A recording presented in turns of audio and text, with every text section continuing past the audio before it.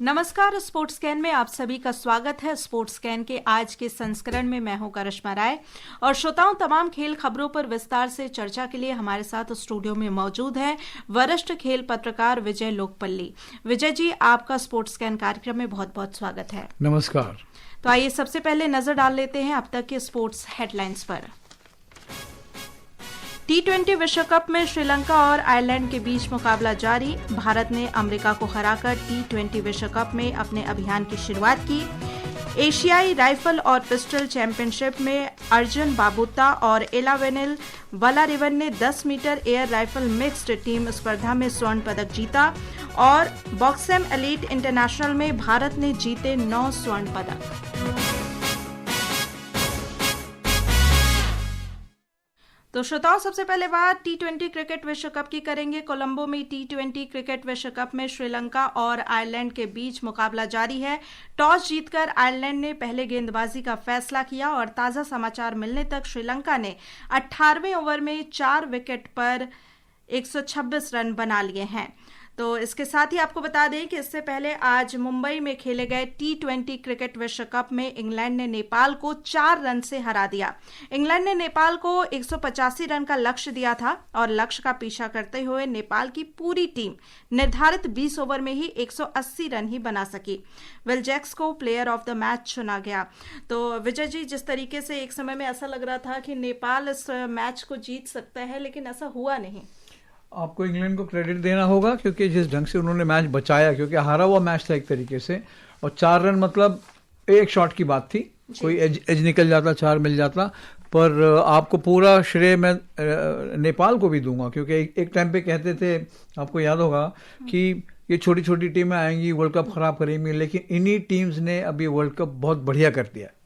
बिल्कुल, लेकिन जिस तरीके से देखा जा रहा है कि इस पूरे मैच में, अगर इस पूरे विश्व कप में देखा जाए तो कहीं ना कहीं तमाम जो टीमें हैं वो काफी अच्छा प्रदर्शन कर रही हैं। कोई भी ऐसी टीम नहीं है जिसने कोई खराब प्रदर्शन किया हो। बिल्कुल बिल्कुल, और खास करके मैं कहूँगा इसमें ना, जो टीमें जो ज्यादा नहीं खेल पाती इंटरनेशनल क्रिकेट, उन्होंने बहुत अच्छा किया। अगर आप देखें, नेपाल ने कितना बढ़िया ऑलमोस्ट हरा ही दिया था।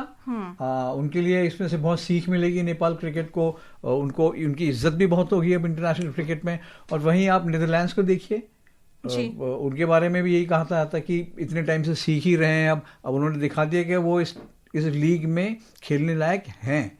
और यूएसए ने पिछले वर्ल्ड कप में भी कमाल किया था, इस बार भी देखिए भारत के साथ मुकाबला तो किया।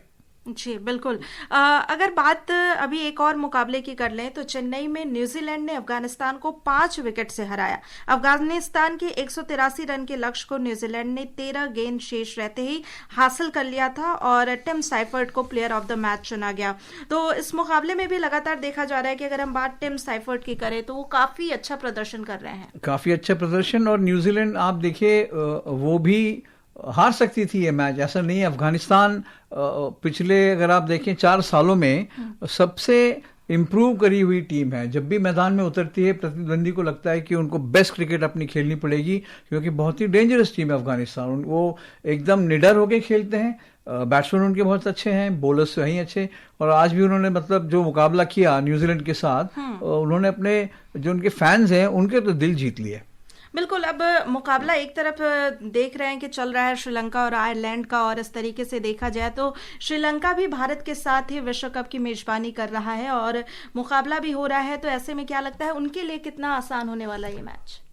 अभी इस वक्त जब हम बात कर रहे हैं तो 131 बने हैं केवल श्रीलंका के, और कम से कम उनको कितने 3 ओवर बचे, 2 ओवर बचे, तो उसमें कम से कम 30 रन तो और जोड़ने पड़ेंगे, क्योंकि लक्ष्य 150 के ऊपर होगा तो ही चैलेंजिंग होगा। बिल्कुल। इसी के साथ अगर बात की जाए तो मुंबई के वानखेड़े स्टेडियम में खेले गए T20 क्रिकेट विश्व कप में भारत ने कल अमेरिका को 29 रन से हराकर अपने अभियान की शुरुआत की थी और इस जीत के साथ ही भारत ने T20 विश्व कप इतिहास में लगातार सबसे ज्यादा मैच जीतने का ऑल टाइम वर्ल्ड रिकॉर्ड अपने नाम कर लिया है। एक रिपोर्ट। भारतीय टीम की जीत में कप्तान सूर्य कुमार यादव की अहम भूमिका रही। सूर्य कुमार ने 10 चौके और 4 छक्कों की मदद से 49 गेंदों पर नाबाद 84 रन बनाए। इसके लिए सूर्य कुमार को प्लेयर ऑफ द मैच चुना गया। सूर्य कुमार T20 इंटरनेशनल में अब भारत के लिए सबसे ज्यादा 17 बार player of the match award जीतने वाले क्रिकेटर बन गए हैं। भारतीय टीम अब T20 विश्व कप में लगातार सबसे ज्यादा जीत हासिल करने वाली टीम भी बन गई है। भारत लगातार 9 मैच जीत चुका है। भारत ने साउथ अफ्रीका और ऑस्ट्रेलिया को पीछे छोड़ दिया, जिन्होंने लगातार 8-8 मुकाबले जीते थे। बाएं हाथ के तेज गेंदबाज अर्शदीप सिंह ने अमेरिका के खिलाफ मुकाबले में 2 विकेट लिए। T20 वर्ल्ड कप में अर्शदीप के विकेटों की संख्या अब 29 हो गई है। भारत बृहस्पतिवार को T20 विश्व कप के ग्रुप ए में अपने दूसरे मुकाबले में नामीबिया से खेलेगा। Vishal Sharma, sports scan. तो लगातार जिस तरीके से इस टूर्नामेंट में देखा जा रहा है कि कहीं ना कहीं वर्ष 2025 कप्तान सूर्य कुमार यादव के लिए एक भुला देने वाला साल रहा था।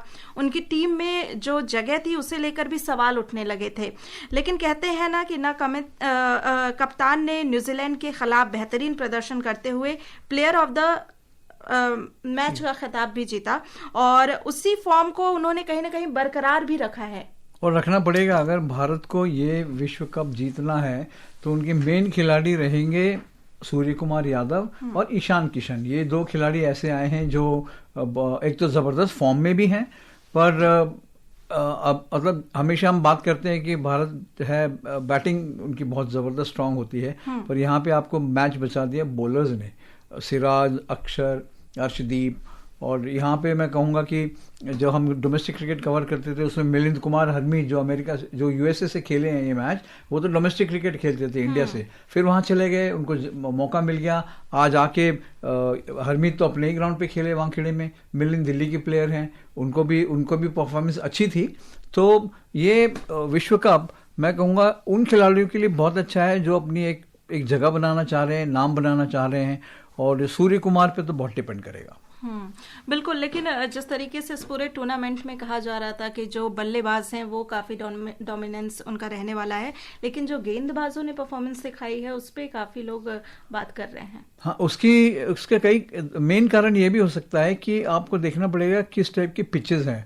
अगर पिचेस स्लो हैं तो वहाँ पे शॉट्स खेलना मुश्किल हो जाता है बल्लेबाज के लिए, और अपनी तरफ से वो कोशिश तो करते हैं, लेकिन अगर बॉल अच्छे से बैट पे नहीं आएगी तो उनकी शॉट्स नहीं निकलेंगी। तो यहाँ पे पिचेस का बड़ा योगदान रहेगा। अगर बड़े बड़े मैच रन्स बनने हैं, बड़े स्कोर बनने हैं, तो पिच जितनी बैटिंग को हेल्प करेगी बैट्समैन को, उतना अच्छा होगा। बिल्कुल। विजय जी, ईशान किशन को सीधे विश्व कप में सलामी बल्लेबाज के रूप में मौका मिला है।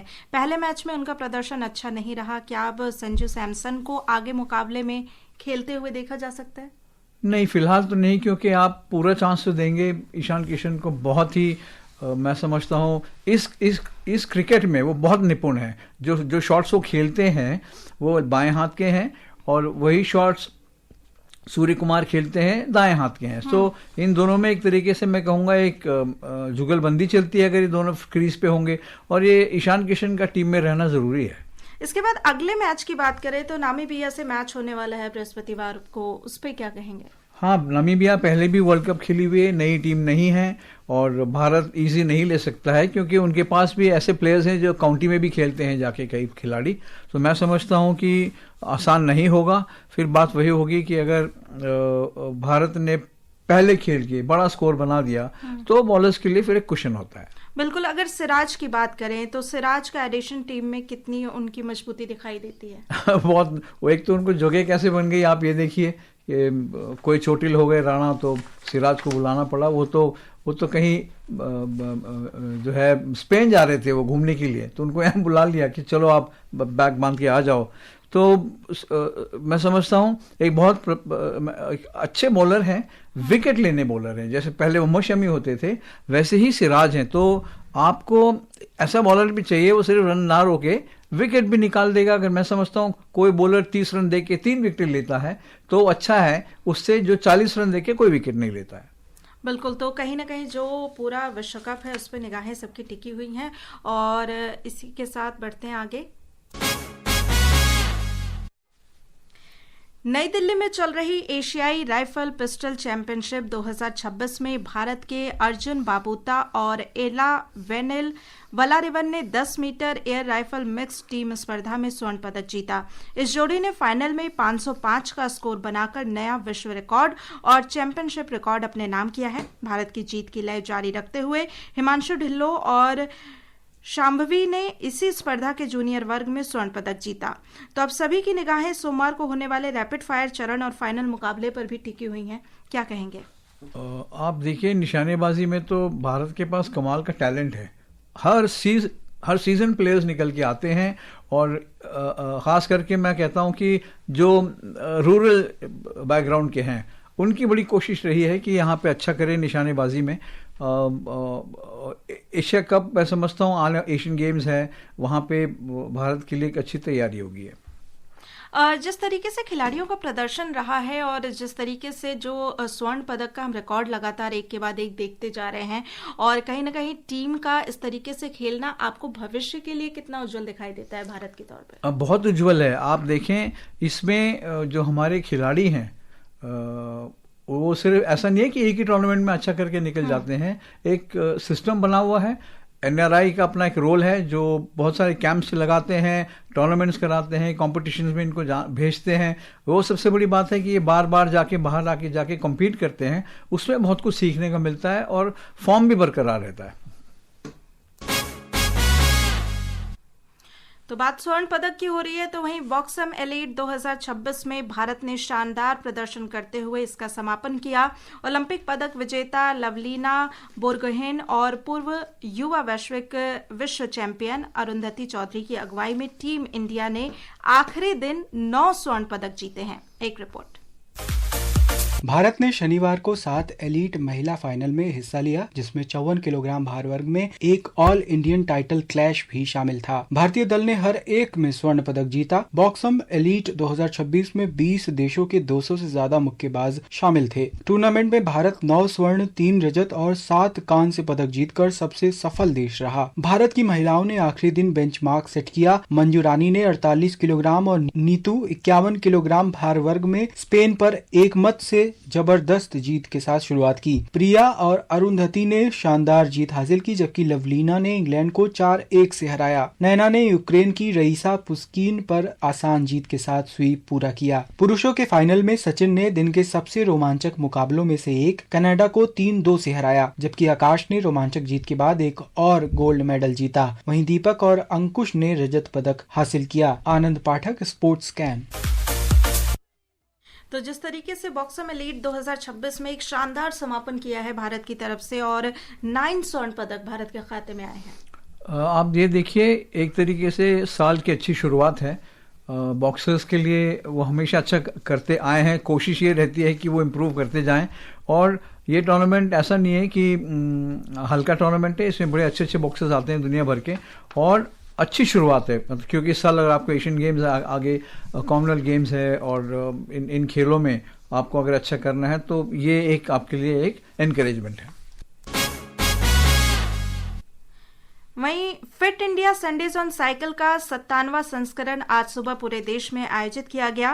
गोंडल में खेल मंत्री डॉक्टर मनसुख मांडविया ने कार्यक्रम का नेतृत्व किया। वहीं हैदराबाद और गुवाहाटी में आयोजित कार्यक्रम में कई प्रसिद्ध ओलंपियन और खिलाड़ी शामिल हुए। एक रिपोर्ट। गोंडल में आयोजित संडेज ऑन साइकिल कार्यक्रम में 250 साइकिल चालकों ने उत्साहपूर्वक भाग लिया और फिटनेस का संदेश दिया। इस अवसर पर खेल मंत्री डॉक्टर मनसुख मांडविया ने कहा कि अगर विकसित भारत बनाना है तो हमें ये सुनिश्चित करना होगा कि प्रत्येक भारतीय शारीरिक और मानसिक रूप से स्वस्थ हो, ताकि हर कोई राष्ट्र के विकास में योगदान दे सके। हैदराबाद में आयोजित कार्यक्रम में कोयला और खान मंत्री जी किशन रेड्डी, बैडमिंटन के दिग्गज पुलेला गोपीचंद, अर्जुन पुरस्कार विजेता निशानेबाज ईशा सिंह और पैरालंपिक कांस्य पदक विजेता दीप्ति जीवनजी समेत कई अन्य एथलीट, चैंपियन और साइकिलिंग लीडर शामिल थे। इन सभी को फिटनेस के संदेश को फैलाने में उनके योगदान के लिए सम्मानित किया गया। उधर गुवाहाटी में आयोजित कार्यक्रम को असम की खेल मंत्री नंदिता गारलोसा ने झंडी दिखाई। इसमें और चलते चलते श्रोताओं आपको बता दें कि इस बीच श्रीलंका ने 5 विकेट पर 153 रन बना लिए हैं। तो श्रोताओं, अब समय हो चला है आपसे विदा लेने का। कल फिर मिलेंगे कुछ और खेल खबरों के साथ। विजय लोकपल्ली जी, आप हमारे स्टूडियो में आए, इसके लिए आपका बहुत बहुत धन्यवाद। धन्यवाद। तो श्रोताओं, इसी के साथ स्पोर्ट्स कैन की पूरी टीम को अनुमति दीजिए। नमस्कार।